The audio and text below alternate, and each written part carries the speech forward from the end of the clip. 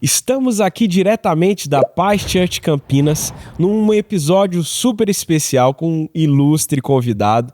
E esse convidado dispensa a introdução. Com certeza você conhece e tem sido abençoado por ele, pelo ministério dele, por toda a sua família. Hoje nós temos a alegria de receber com vocês Pastor Luciano Subirá. Êêê! Maravilha, alegria estar aqui para essa conversa e estar aqui em Campinas, cidade onde me criei. Tenho memórias incríveis daquilo que experimentei com a família e em Deus nesse lugar. Mas o senhor não nasceu aqui? Não nasci em Santo André, morei alguns anos em São Bernardo, mas vim para cá com 5 anos de idade, então a maior parte das memórias estão aqui. E mudei com 19. Muito tempo. Muito tempo. Já estou mais de metade da minha vida no Paraná, então já estou mais paranaense do que paulista, mas um carinho muito grande pela cidade. Campinas é uma cidade muito boa, inclusive a gente vinha chegando de São Paulo, quase que o senhor nos trouxe para cá, e ensinando, nem precisava de GPS, já conhecia tudo. Que beleza. Pastor, é uma alegria ter o senhor aqui nesse episódio do Pascast.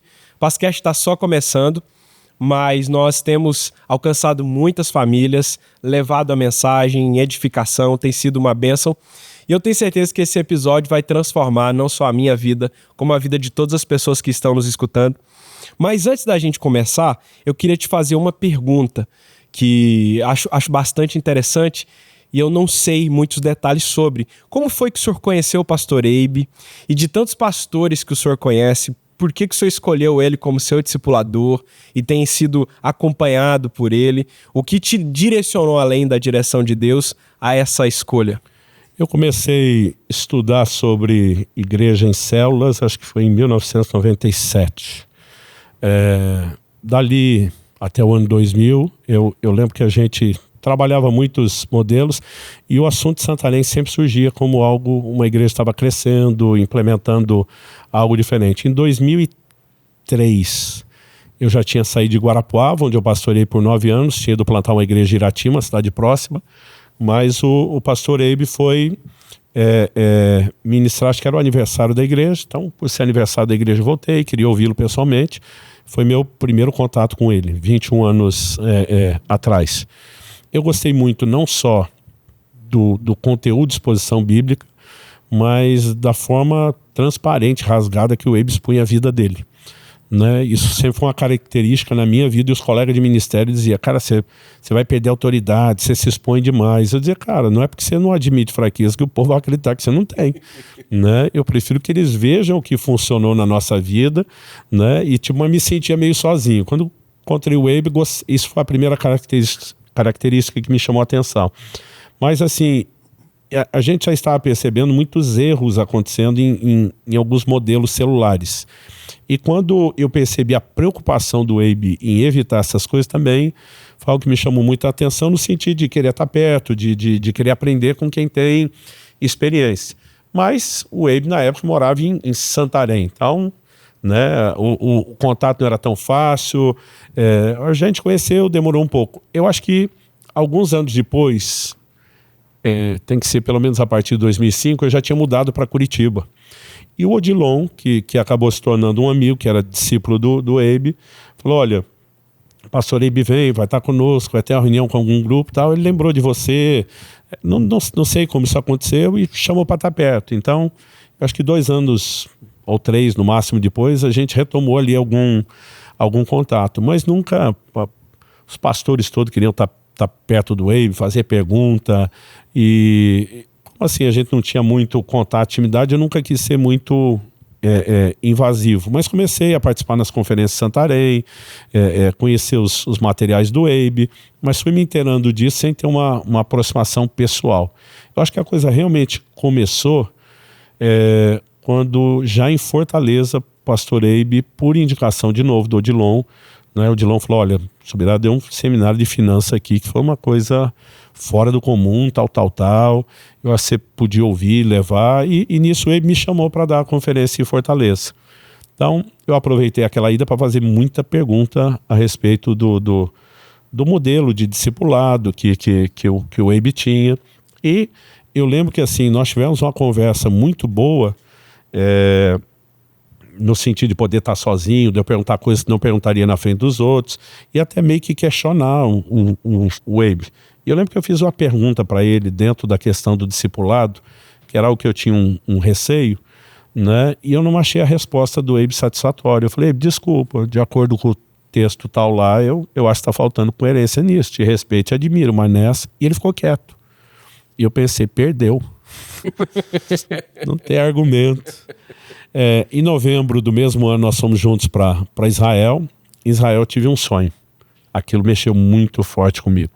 Nesse sonho, entre outras coisas, Deus falava comigo que o Abe, que eu não deveria olhá-lo como uma pessoa qualquer, que ele era um escolhido de Deus para restaurar a área do discipulado no Brasil e que era ele que estava nos aproximando. E aquilo mexeu muito. Até então era o desejo de aprender, de estar perto, né? Então eu lembro que nós tivemos uma conversa, e nessa conversa eu falei, olha, nesse sonho eu quero que você julgue isso lá mesmo em Israel. Eu lembro quando cheguei de manhã, até atrasado para o café, eu tinha assim 10, 15 minutos no máximo para tomar o café. O Abe sempre estava na dianteira todo dia. Aquele dia o Abe também atrasou e não tinha quase ninguém no auditório, né, no refeitório. Então quando eu entrei, falei, Deus, se o Senhor me der uma chance, eu vou conversar com ele sobre o sonho. Daqui a pouco o Abe senta na minha mesa, posso sentar aqui? Falei, agora. E eu falei, tive um sonho. E eu falei, eu não sei nada sobre a associação do MDA. Mas no sonho Deus me falava isso. O Abe arregalou os olhos e falou, meu amigo, parece que você estava nas nossas reuniões ou que grampeou ela. Esse negócio tem que ser de Deus. Ele falou, tem que ser de Deus? Eu falei, então o resto também é. Eu lembro que esse foi o ponto assim, onde eu entendi que a gente deveria estar perto. Mas assim, imaginar que poderia ser acompanhado pelo Abe, que pudesse ter alguma possibilidade, para nós era algo assim impossível, fora de cogitação. Mas ao mesmo tempo, nenhum dos discípulos do Abe queria assumir o discipulado comigo. Os caras faziam gozação, falaram assim, imagina nós tentando convencer o Subirá de que a Bíblia diz algo e tal, tipo assim, né? E de alguma forma, o Abe, numa conversa com o Paulo Jeff, né, falou, olha, eu sinto Deus, eu quero estar perto, né? E isso foi gerando toda uma aproximação de amizade, né? Posteriormente, nossos filhos casaram, aí embolou tudo, virou família de vez, né? Mas eu tenho rodado esse Brasil todo, 50 e tantos países. Eu digo que meu referencial de comparação é grande, mas eu conheci poucas pessoas que a gente possa ser tão parecida com Jesus, que inspire, não só no púlpito, no ministério, nos resultados, mas toda a conduta familiar, a ética, como o pastor Abe. Ele, para mim, é uma inspiração. Eu bato continência mesmo. Uau! Nós somos... É complicado da gente falar do pastor Abe, né? O nosso pastor também, e somos suspeitos de falar, mas a integridade, o coração, a postura, dentro e fora da plataforma, no ambiente familiar, é inspirador, é exemplar. E de tudo que o senhor tem aprendido com ele, o que o senhor acha que mais mudou na sua vida, nessa caminhada juntos? Não só aprendendo, mas o que mais transformou nesse relacionamento? Eu estava preparando essa resposta sem saber se ia fazer a pergunta. Então lembra da história que eu falei que ele perdeu? Uhum.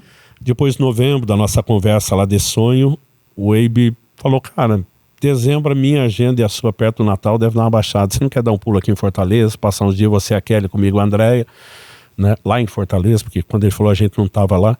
Eu bati sim. Aí quando fomos, eu lembro de uma das noites nós sentamos para conversar, ele falou, então, em março fiquei te devendo uma resposta. Ele me arrebentou. Minha mulher disse poucas vezes de alguém assim, mas calar minha boca e me deixar sem argumento. Foi naquela ocasião, você falou isso, eu preferi não falar nada, mas eu sim estou te devendo a resposta, então assim, tu entende, é isso, mas que ele me arrebentou nos argumentos, assim, né, de não ter nem como questionar. Eu falei, por que você não falou nada na época? Eu falei, eu prefiro perder a briga do que o amigo. Caramba. E a vida inteira eu dizia para os outros, perco o amigo, mas não perco a briga. Cara, o negócio começou por aí, né? Era o antagonismo. Assim, essa capacidade do Abe, a revelação que ele tem sobre a importância de andar em amor, mexeu comigo. No início eu pensava, não é fácil pelo temperamento, ele deve ser um fleumático. Quando eu comecei a ver os sinais na liderança dele, de que ele é um colérico como eu, mas se domina, meu amigo... Exatamente. Deu um misto de crise, de desafio, e eu acho que a área que o Abe mais conseguiu me impactar foi diminuir esse meu lado meio selvagem, meio mal educado, né? Para mim Eu brinco que durante muito tempo eu cometia honesticídio, né? Em nome da honestidade, ou era homicídio ou suicídio. Mas tipo assim, era a verdade, doa quem doer. E Puxa, o que custava? com o tempo, eu acho que assim, minha esposa, meus filhos, meus discípulos, pode falar, o Luciano é um antes e depois do relacionamento com o Abe. Tem muito que melhorar. Tá falando isso com o Sabá hoje, o quão frustrante para nós é ficar perto do Abe, porque assim, a régua é lá em cima, né? Mas assim, quando eu olho para trás, eu falo, cara, realmente a gente mudou bastante por ter um modelo que te inspire de perto. Essa área, sem dúvida, foi o maior impacto. A gente pode falar de muita coisa do Abe, dá para gravar uns 28 podcasts aqui para falar. Inclusive, se o senhor animar, voltar outras vezes também vai ser uma alegria. E até seria bom se o pastor Abe estivesse aqui. Sim. Só que ele veio para a inauguração ontem e já retornou para São Paulo, né? Então, mas se não, nós estaríamos com toda certeza juntos aqui. E é muito legal poder conhecer um pouquinho. Eu sugeri para ele a gente fazer junto lá, né? Mas ele falou, mas o material de gravação já foi para Campinas para aproveitar todo mundo. Eu falei, É verdade. na próxima a gente faz junto. Nossa equipe técnica veio trabalhar aqui desde o início da inauguração. Mas uma vez eu quase vi o Abe se irritar. Quase. É mesmo? Como é que foi? A gente estava nos Estados Unidos, o Abe foi para uma determinada agenda, minha família já iria voltar para cá, a gente tinha encontrado as famílias junto, mas iria só ele e o David. Falei, Abe, vou deixar minha família na Flórida, eu vou te acompanhar esses 2, 3 dias lá, tudo bem? Ele falou, não, tudo bem, só vamos avisar o pastor para te receber e tal. Aí ele falou, o pastor tá muito empolgado que queria te levar também, vai te botar ministrar. Eu falei, não, tô indo só para... Não, agora nós vamos dividir porque a agenda tá terrível. O homem ia tirar meu couro, dá para eu e você cansar junto. Então tá, fomos, né?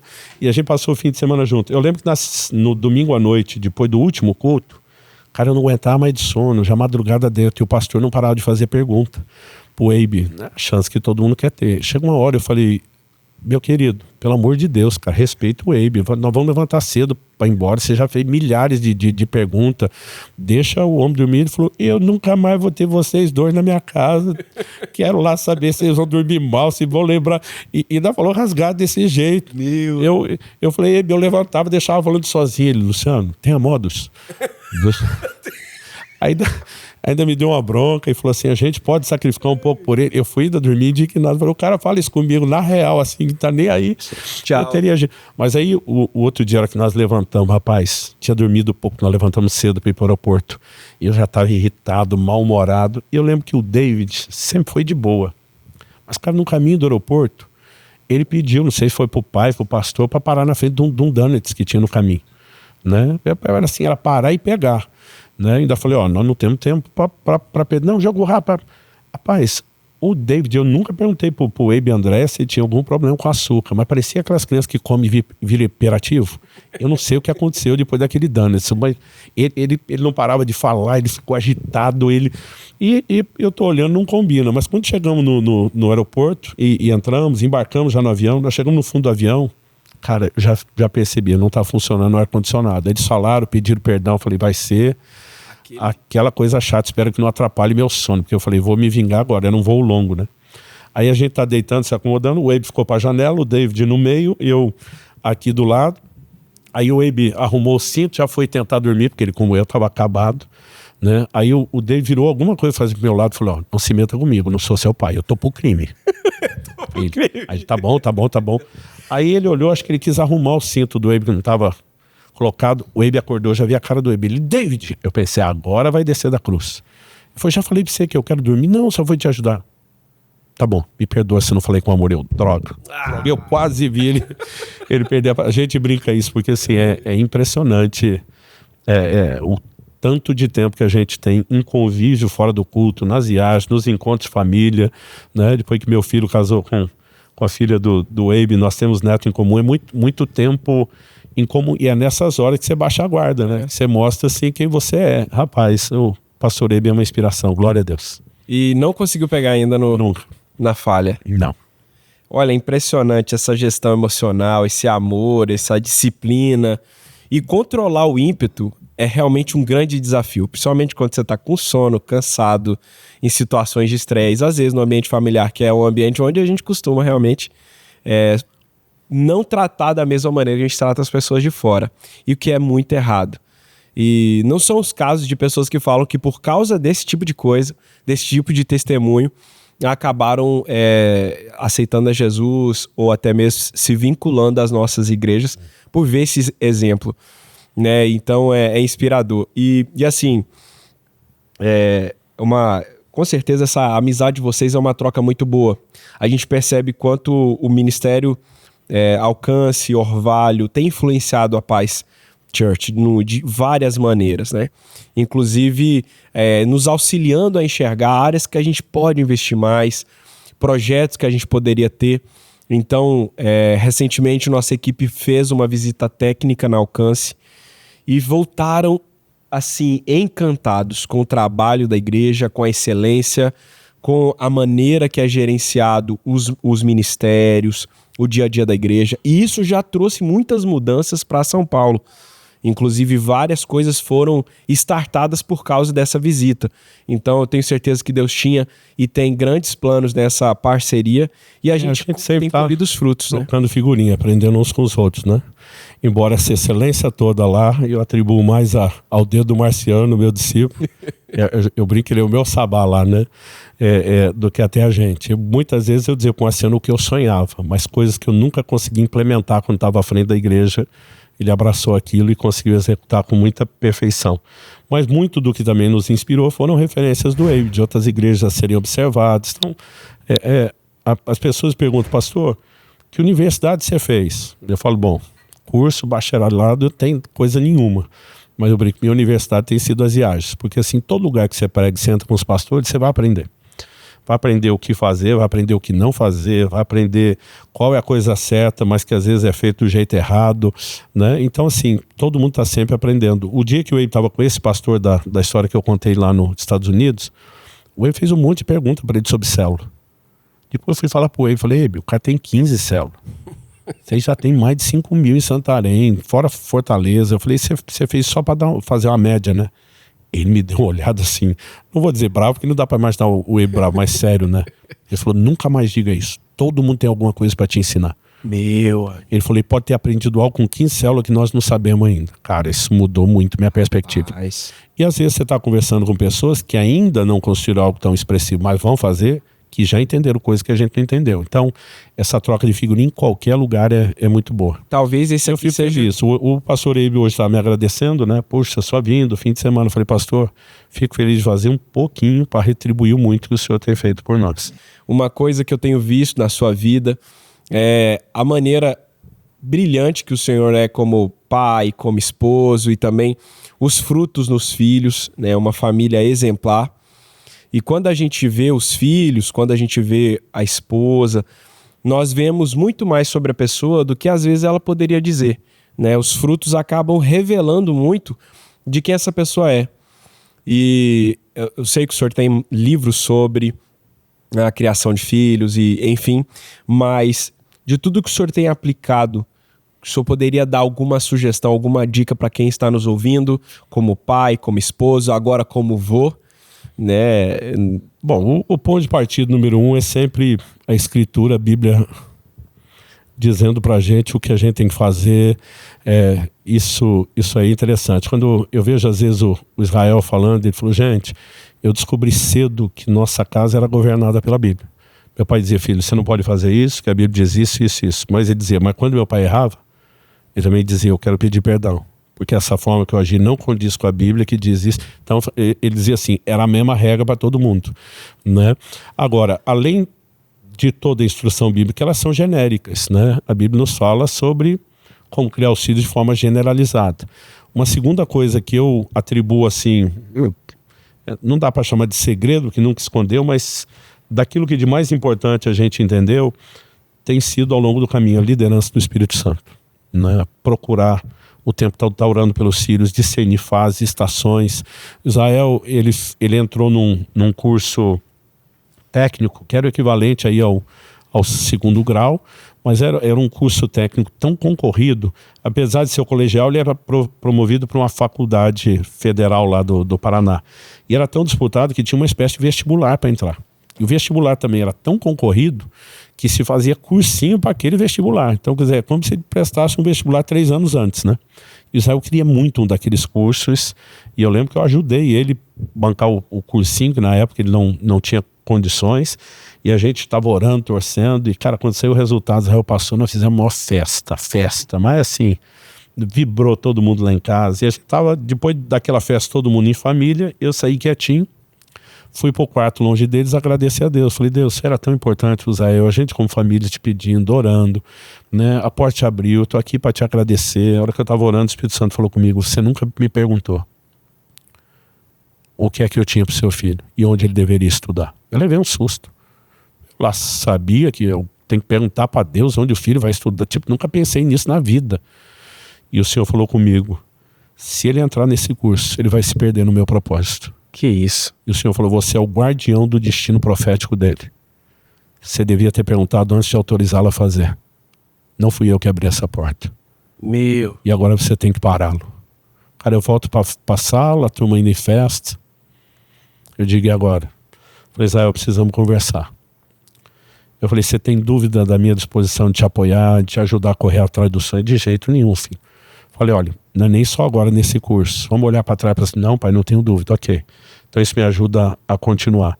Você viu a festa que eu estava fazendo com você aqui? Sim.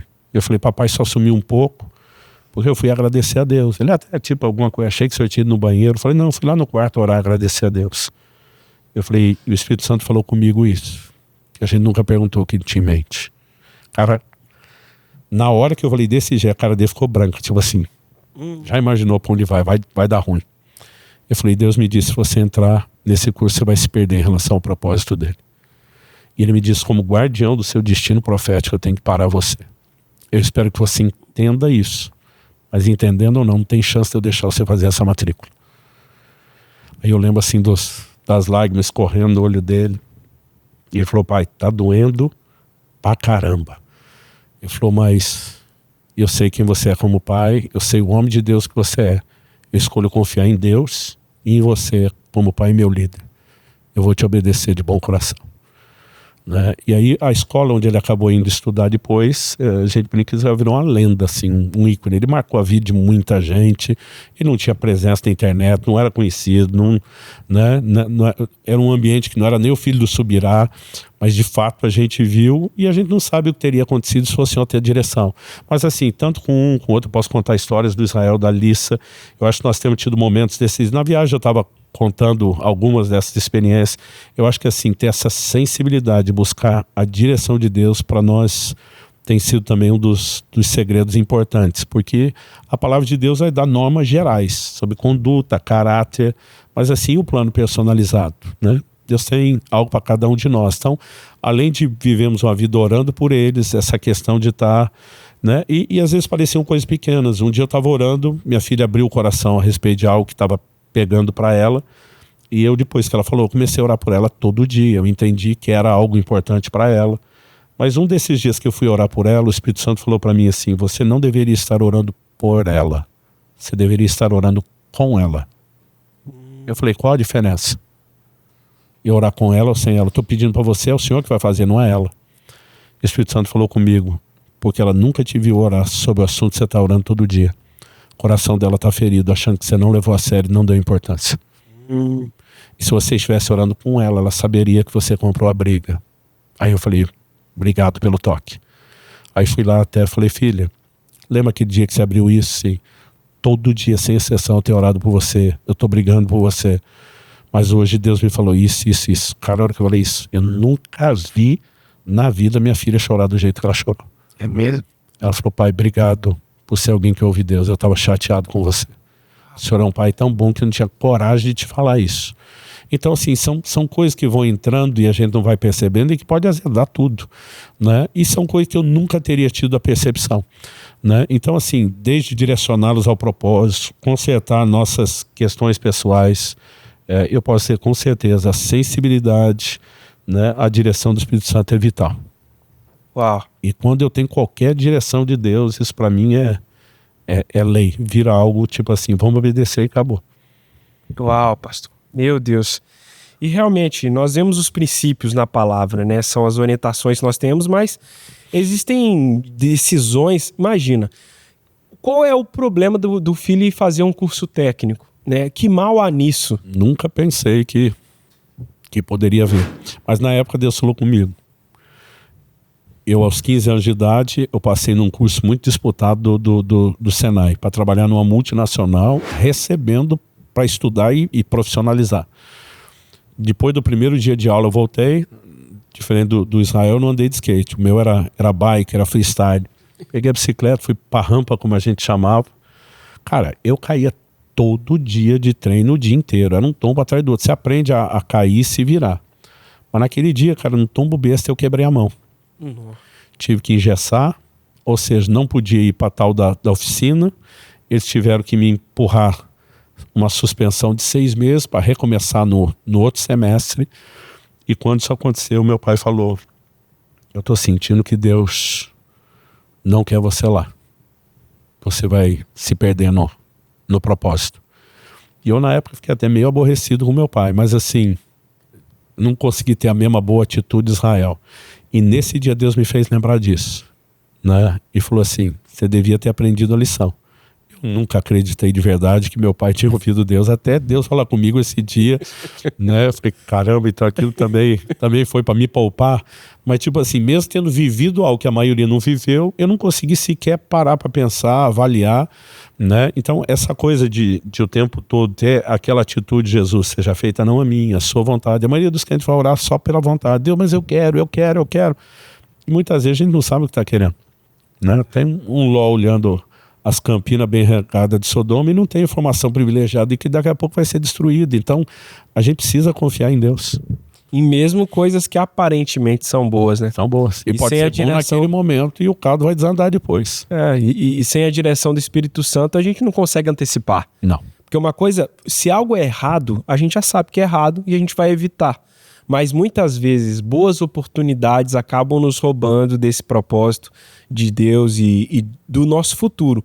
E aí quando o senhor olha para trás, se o senhor tivesse seguido uma carreira numa multinacional, né, no mercado de trabalho mesmo... Eu tinha convicção do chamado, eu achava que aquilo era só uma estação. E eu estava mais interessado na remuneração, que era acima do salário de office boy que eu conseguia ter, do que qualquer outra coisa. Então não era nem um sonho com a carreira, eu sabia do chamado, né? Mas essa época eu não estava assim tão firme quanto imaginava que, né, que estava, e eu percebi que havia uma vulnerabilidade de exposição naquele ambiente. Ou poderia gostar de uma coisa diferente. Então, às vezes a gente realmente não sabe o que vem. É interessante, mas o nosso Deus, ele é onisciente, sabe de todas as coisas e ele quer nos dirigir.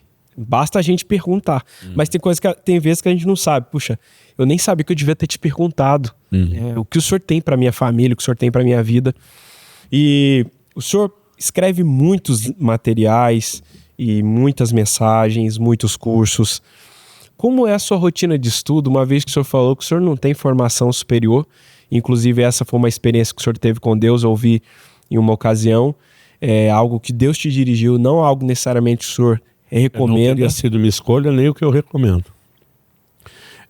Eu sou filho de um pai autodidata. Então, assim, a gente teve um exemplo muito forte, né? Meu pai não tinha curso superior, mas estudava a Bíblia direto na Septuaginta, no grego, no original hebraico, na Vulgata, no latim. Papai era culto em um nível diferenciado. Ele dizia que eu saía a versão pop teológica da família, porque ele dizia assim: cara, você comunica de um jeito que esclarece as pessoas. Ele dizia: eu acho que se você tivesse estudado teologia demais muito cedo, você não teria essa capacidade de traduzir o que você traduz. Então, não sei se isso teria mudado ou não, mas a gente tinha um exemplo. Então, meu pai tirou TV de casa, quando a gente estava na pré-adolescência, obrigava a gente a ler no mínimo um livro por semana. Por semana. Por semana.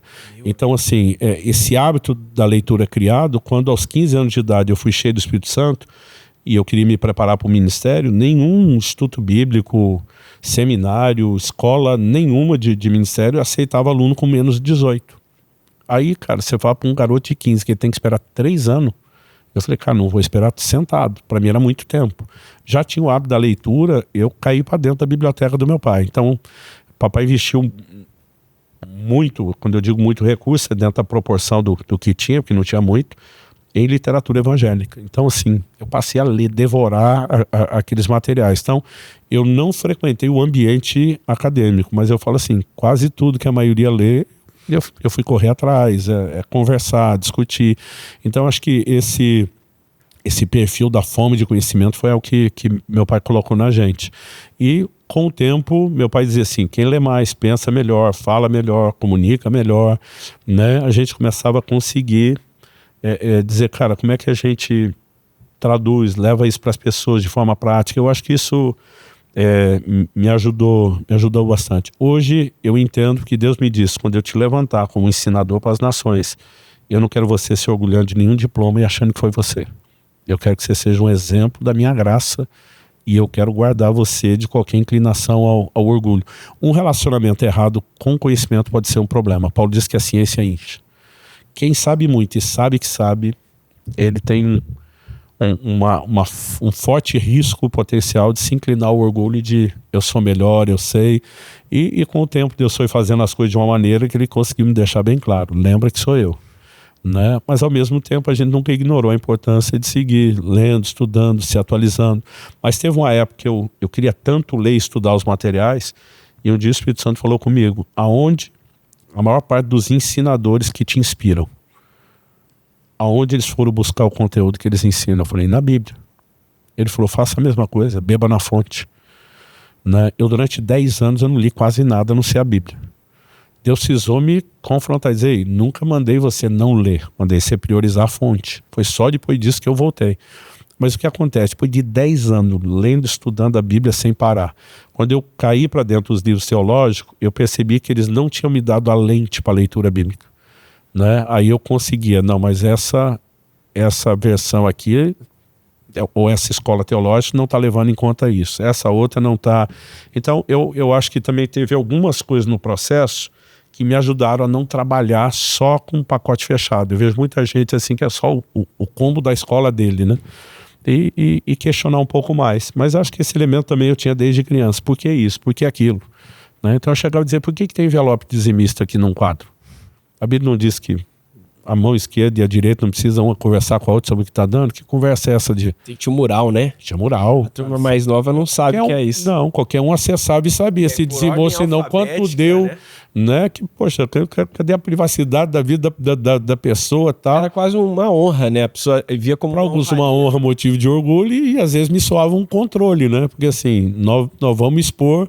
Eu falei, gente, a maior parte do que Deus mandou fazer, a gente não tem uma prestação contra. Na parte da frente do envelope tinha o resumo, né? A data. Exatamente. E o valor. Tinha que ter o visto do tesoureiro. É verdade. Para validar se foi recebido ou não. Né? Então, assim, eram coisas que era um sistema que ninguém questionava. Eu olhava e dizia, gente, não consigo achar que está certo, não consigo, né? Então, assim, meus irmãos até hoje eles brincam, eu sou do meio de 3 homens, às vezes um pega no braço do outro na minha frente, o outro fala assim, solta, e o primeiro que pegou fala, por que solta? Eu sei que eles estão tipo, porque esse porquê era tipo assim, Luciano era tudo por quê, né? De alguma forma eu acho que isso também me ajudou a sempre estar procurando as respostas e ter aquela preocupação de, cara, vamos tentar ensinar isso? Mas, enfim, eu acho que às vezes tem coisas que estão relacionadas ao chamado, à identidade de cada um, mas que tem esse toque da formação de cada um. E, nesse sentido, sou grato pela forma como meu pai inspirou a gente a sempre estar aprendendo e nunca parar de crescer no conhecimento. Na rotina ideal, sem contar as exceções, o que o senhor considera ser uma rotina para um pastor, para alguém que aspira, ou de repente um líder de ministério? Eu não sou a melhor pessoa a falar de rotina, né? Primeiro porque assim, eu nunca fui a pessoa que mais gostava de rotina. Até para ir voltar da igreja eu mudo o caminho, né? Não consigo, não sou o cara que consegue comer só no mesmo restaurante, o mesmo prato, a vida inteira por temperamento. Então assim, por outro lado, é lógico que tem coisas que não tem como não ter a rotina. Durante anos, de domingo a quarta eu estava na igreja, quinta e sábado estava viajando. Então minha rotina nas viagens era uma, em casa na igreja era outra. Então, às vezes, por exemplo, como minha semana era curta, muito do meu tempo durante o dia era ou com a família ou com a igreja. E muito do meu tempo com Deus eu concentrava nas viagens quando não tinha como dar atenção a... Então era meio que, eu sabia que tipo assim, quinta, sexta, sábado eu vou ler muito mais a Bíblia do que quando estou com eles. Então eu tinha que equilibrar coisas. Hoje eu não tenho mais nem essa rotina específica. Desde que eu passei a igreja para a liderança do Marciano lá em Curitiba em dezembro de 2018, minha função é muito mais supervisão. Ainda prego bastante, né? Mas assim, já não tenho uma rotina de escritório, não tenho atendimento a não ser os nossos pastores. Perdão.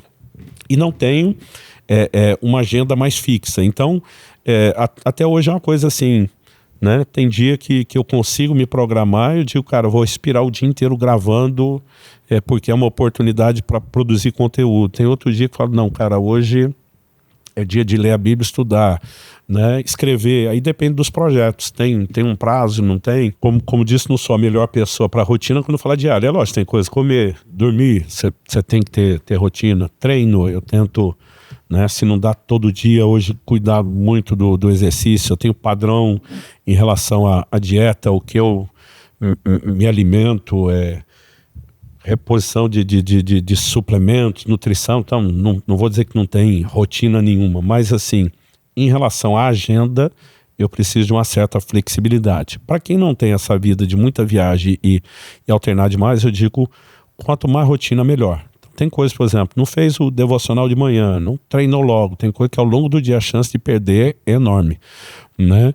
Então, assim, eu acho que cada um tem que conseguir ajustar aquilo que para a vida e o padrão dele se torne melhor. Eu, durante muitos anos, para mim, era a madrugada que rendia.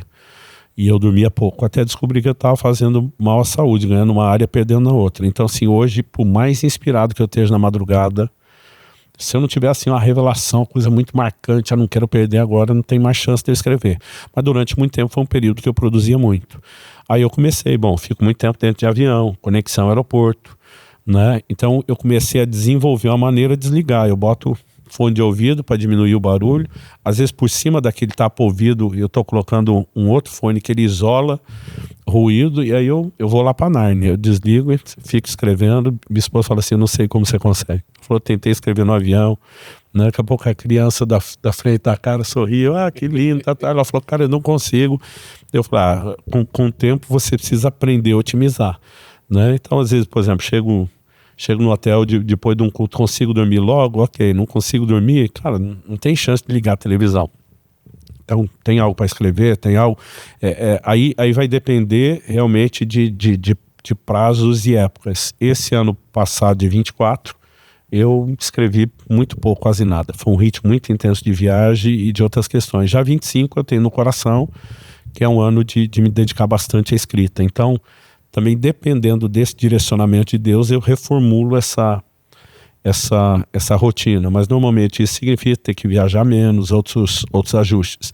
Mas eu não tenho um horário único nem para devocional e nem para treinar. Isso vai depender muito de onde eu tô, né? Tem lugares que eu digo, cara, eu vou ter que levantar mais cedo para conseguir ter o tempo de oração. E tem momentos que eu digo, cara, se eu não dormir, eu não aguento esse ritmo de ministração. Então, a gente tem que saber ir adaptando e ajustando, né? E a gente brinca que o tempo inventou um versículo apócrifo: bem-aventurados os flexíveis, que eles nunca se quebrarão. Em relação ao princípio, não tem flexibilidade, mas às vezes agenda a gente descobre que tem que ter adequações. Mas as pessoas me perguntam, pastor, como é que o senhor conciliava tempo para a família na sua agenda? Eu falo, gente, tempo para a família, tempo com Deus, não é algo que você ajusta a agenda. Você ajusta a sua agenda a essas coisas e não o contrário, né? Então, para eu conciliar com a família significa que eu priorizei outra coisa. Então, assim, eu começava de Deus, da família.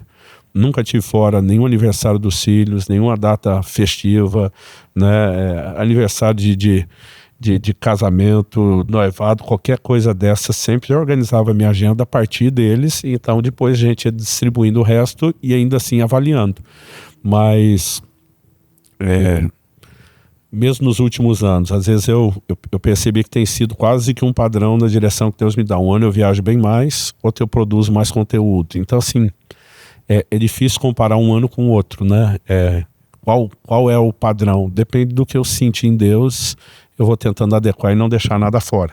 Mas, para a maioria das pessoas que não se divide tanto em ministério local, extra-local, eu sempre digo, quanto mais rotina, melhor. Para facilitar, né? Para facilitar. Falando em termos de agenda, né? Eu gosto de ter um tempo com Deus fora, não dentro de casa. Ok, você pode ir cada dia para um lugar. Você não precisa ter a rotina do cenário, mas tem que ter da atividade. Uau, muito bom. E quando o senhor vai escrever um livro, como geralmente funciona esse processo de criação? O senhor pega acervos que falam daquele tema, ou o senhor vai primeiro para a base bíblica? Depende do material, depende do assunto. Há um ano atrás, janeiro do ano passado, eu estava trancado, literalmente trancado num período de jejum, num retiro bem isolado, e eu escrevi um livro que vai ser publicado agora em 2025, de mais 300 páginas em 10 dias.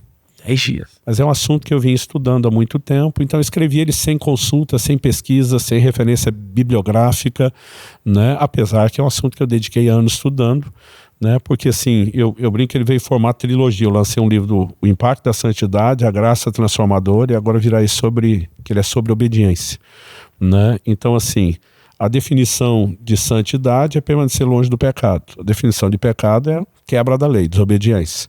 Quando eu comecei a falar da graça, foi porque na hora de ensinar santidade, eu gastava muito tempo dizendo que a graça é a força capacitadora para a obediência. E no final das contas, Deus me fez perceber que tudo, santidade, aplicação da graça, gira em torno do assunto da obediência. E aí Deus me deu... Acordei um dia naquele período de jejum com desenho de um livro inteiro. Eu sistematizei a doutrina da obediência como eu nunca vi em lugar nenhum, como eu nunca li. Mas assim, não é a regra, né? Eu acho que é o recorde. O livro mais rápido que eu tinha escrito era do jejum, que é menor do que esse, e eu escrevi em 40 dias. Né? Mas o do jejum eu já estava lendo, estudando muito material. Eu li 20 e tantos livros só enquanto escrevia, né? E assim, eu também estava num período desse de jejum, dedicação integral, né? Eu teve um dia que eu calculei, do momento que eu comecei a estudar e escrever até a hora que eu fui dormir, foi 18 horas. Ininterrupto? Não, parava assim, vai no banheiro, né? Comer não, porque estava jejuando, mas assim, às vezes levantava, dava uma esticada, sentava de novo, mas sem dedicar outra coisa, porque assim, eu nem vi o tempo passar, eu estava tão absorto naquilo. Agora, por exemplo, o Graça Transformadora eu levei 5 anos para escrever, né? Porque assim, eu gastei muito mais tempo pesquisando. E tem muitas referências. Sistematizando. Por exemplo, o Impacto da Santidade, não me lembro quanto tempo foi, mas eu lembro que só na hora de definir algumas coisas sobre espírito, alma e corpo, eu li a Bíblia toda, mais de uma vez, de Gênesis a Apocalipse, só separando os versículos. Nesse tema. Mas enquanto eu lia, eu ia separando, depois eu fui agrupando, sistematizando.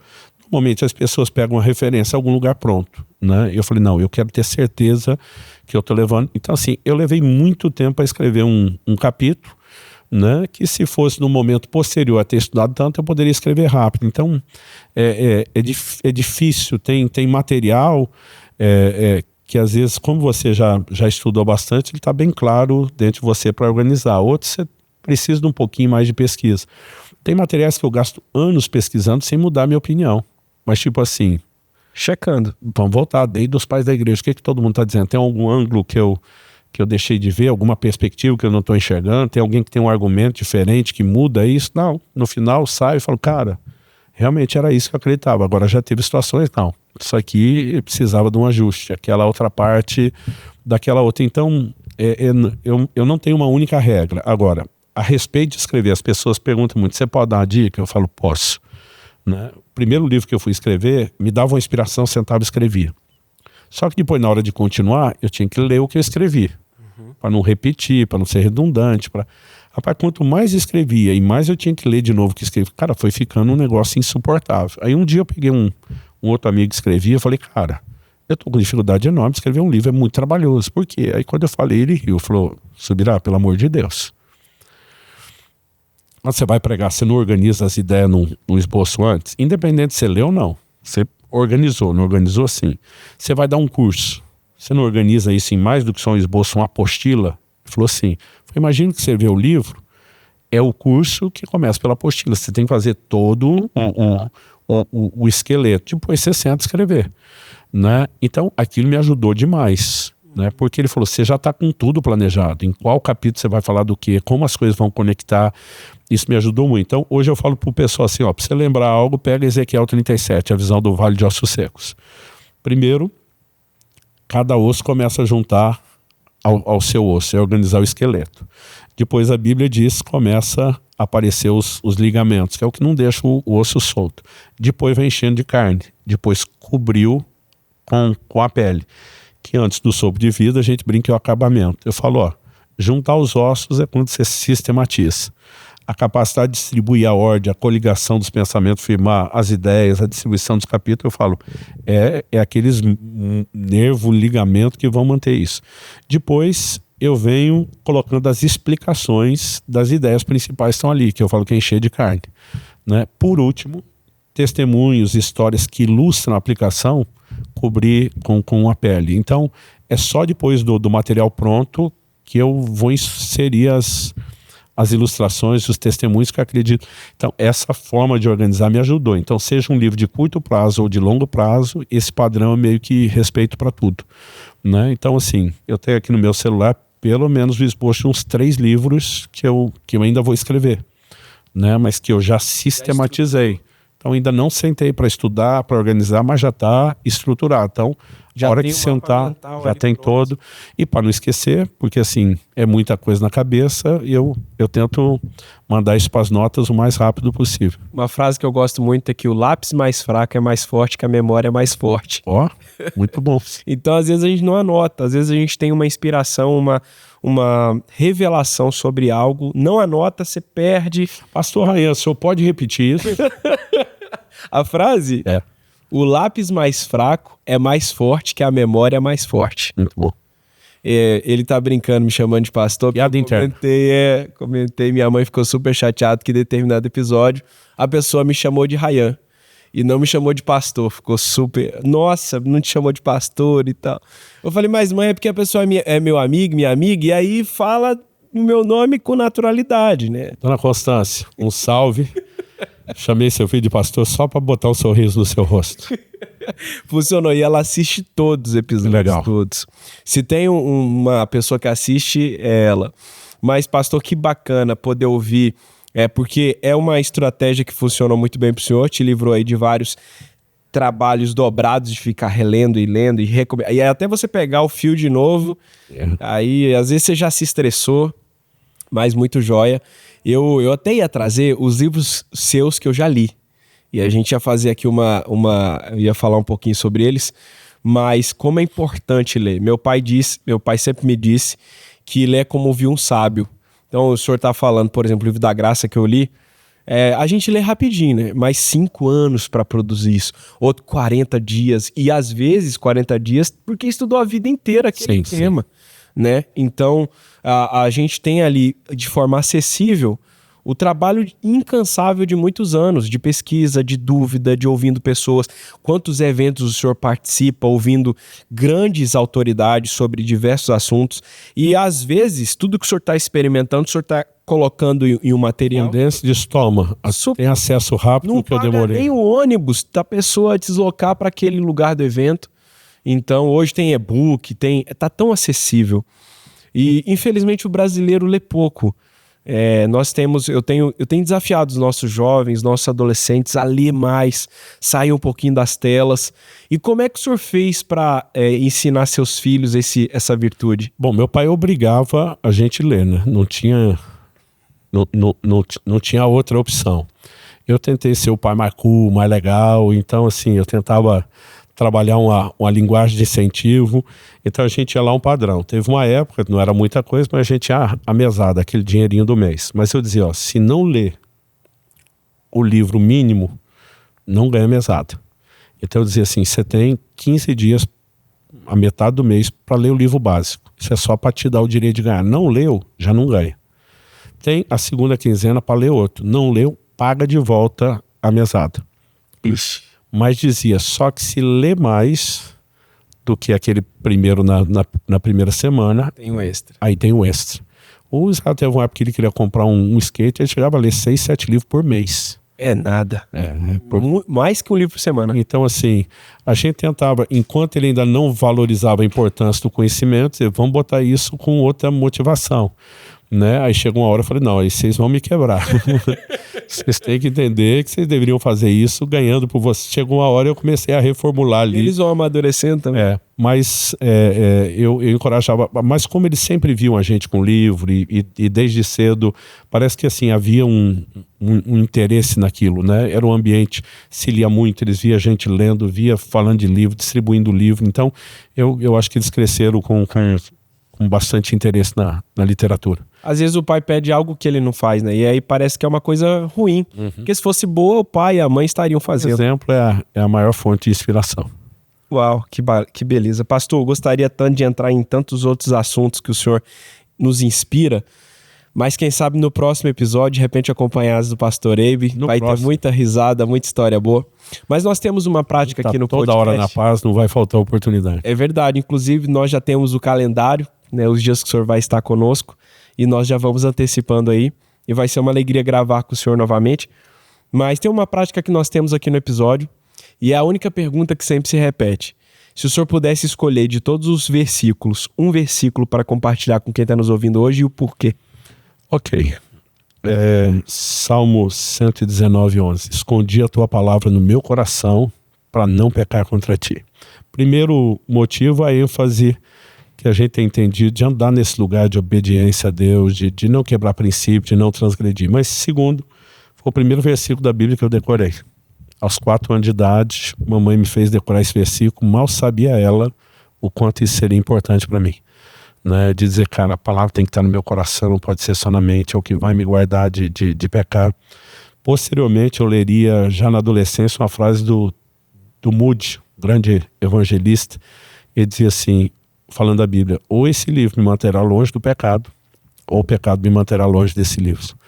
Né? Então, aquela frase para mim foi muito forte, porque associava essa verdade do esconde a tua palavra no meu coração para não pecar contra ti. Né? Então, assim, melhor forma de ser crente, gente, é se encher de Deus. Colossenses 3,16 diz, habite ricamente em vós a palavra de Cristo. Então, a gente fala assim, eu não gosto de ler. Eu falo, cara, se você gosta de Deus, você vai ter que, no mínimo, ler a Bíblia. Não tem como isso não ser parte da nossa vida. Hoje em dia tem mais formatos de acrescentar isso, inclusive ouvindo, né, a Bíblia falada, gravada, mas a gente tem que se encher da palavra. Uau, pastor. Inclusive, o senhor pregou esse final de semana na Paz Church São Paulo, e eu tive o privilégio de fazer a oração final quando o senhor foi falar com a galera no Auditório 2. E esse foi um texto que eu citei, né? E se eu não me engano, esse texto foi o primeiro que a minha esposa decorou também. Olha só. Mas é muito bonito isso, e é um texto que, vez após vez, retorna nas nossas mentes, de guardar a palavra, né? De lembrar, de meditar nela, dia e noite. E a gente vê que o senhor, naturalmente, o senhor transborda os textos bíblicos nas conversas, às vezes até de forma informal. Então isso sinaliza o quanto o senhor está sempre revisitando, cheio da palavra. E esse é um dos sinais que a gente vê o Espírito Santo na vida de alguém. Então é admirável, né? Como tantas outras coisas. Pastor Foma diz que a boca fala do que está cheio o coração, né? Quando tem pessoas que eu convivo por anos e não vejo citar a Bíblia, me dá um desespero. Né? Mas glória a Deus por isso. Mas é muito bom e assim, talvez a pessoa às vezes fala, puxa, eu não sou muito de ler, mas se ela começar devagar, pouquinho, puxa, às vezes um capítulo. Ninguém fica bom em nada sem treino. Né? Uma vez uma pessoa, não, mas eu não sou bom na leitura. Eu falei, você não treina? Tem que treinar. Quanto mais lê, mais a gente fica E tem tantas versões mais fáceis de entender hoje, né? Tem a mensagem. Sim, em relação à Bíblia, várias. Tantas legais, né? Bíblias que já vêm com uma algumas... agora chamada versão fácil de ler. Muito boa. Não conheço.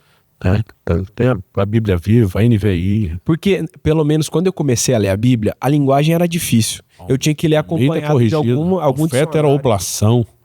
O jovem era mancebo, a moça era donzela, né?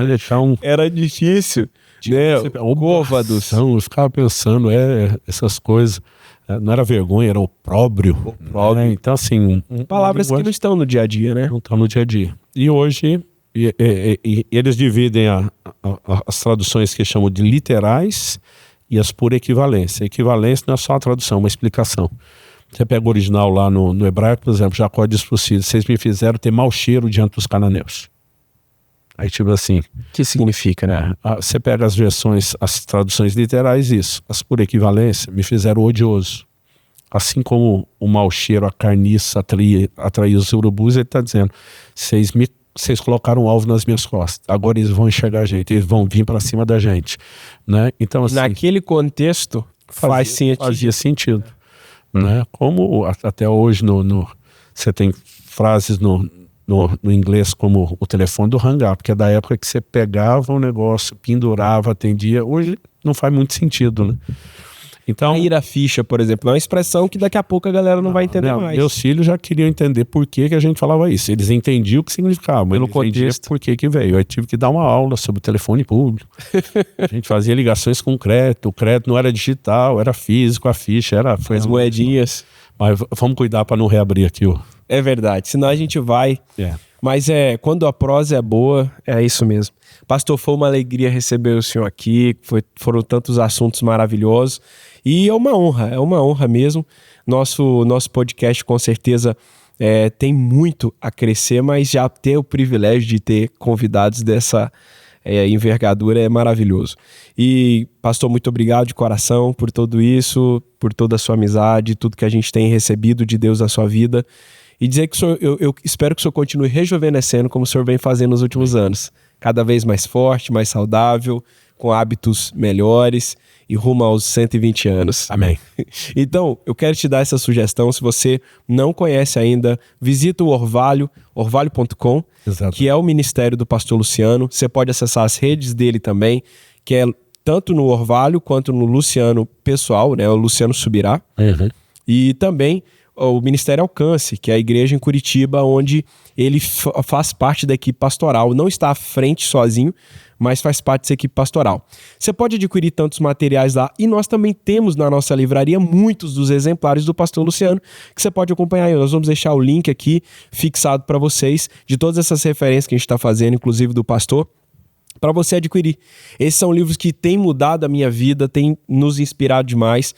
Não são muitos autores aqui do Brasil que eu recomendaria, mas o pastor Luciano, com toda certeza, faço de olhos fechados, não só eu, toda a nossa liderança tem recebido e bebido dessa fonte. Então, quero te dar essa sugestão, leia, isso vai mudar, como o pastor disse, sua maneira de pensar, sua maneira de falar, sua maneira de ver as coisas, e vai mudar a sua vida. E que esse possa ser um novo hábito de 2025. Já pensou você chegar no final do ano, igual Israel, lendo mais de um livro por semana? Olha só, e por mais que você não queira comprar seu skate agora. Gente, esse foi um episódio especial com o pastor Luciano Subirá, diretamente aqui da nossa Paz Church Campinas, e foi um imenso prazer. Muito obrigado, pastor. Uma alegria. Glória a Deus. O Senhor abençoe cada um de vocês. Tamo junto. Valeu.